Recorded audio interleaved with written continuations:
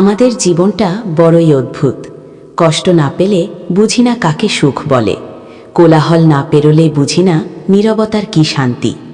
কেউ আমাদের ছেড়ে না গেলে বুঝি না তার উপস্থিতির কি গুরুত্ব ছিল।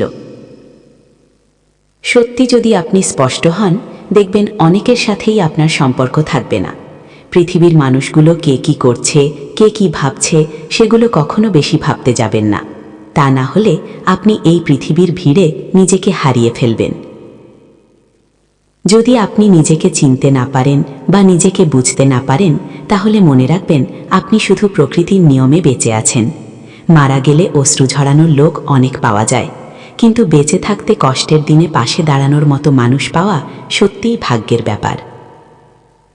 যারা মিথ্যে বলে তারা আগুন ছুঁয়েও মিথ্যে বলে, মাটি ছুঁয়েও মিথ্যে বলে, হাসতে হাসতে কাঁদতে কাঁদতে এমনকি মানুষ হয়ে মানুষ ছুঁয়েও মিথ্যে বলতে পারে।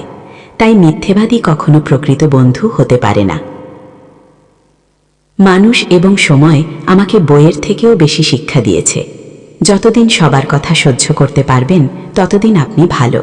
প্রতিবাদ করলেই আপনি খারাপ হয়ে যান।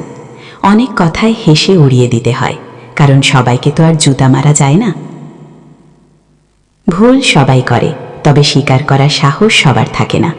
ফিরে পাওয়ার আশা অনেক আগেই ছেড়ে দিয়েছি, এখন তো শুধু ভুলে থাকার চেষ্টা করি। পৃথিবীতে যদি সবচেয়ে কঠিন কিছু থাকে, সেটা হলো মানুষ চেনা। অনেকেই পুরুষকে ভালোবাসে না, ভালোবাসে তার সাফল্যকে এবং সামর্থ্যকে। সৎ পথে করিও ভ্রমণ, যদিও হয় দেরি। অসৎ মানুষকে জীবনের সঙ্গী করো না, যদিও সে বাহ্যিকভাবে আকর্ষণীয় হয়। লবণের মতো চরিত্র বানিও না বেশি।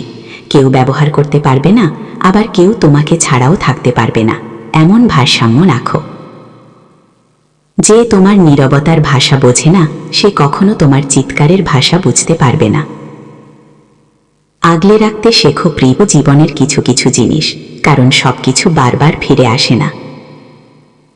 ভালো শ্রোতা হওয়া খুব বড় গুণ।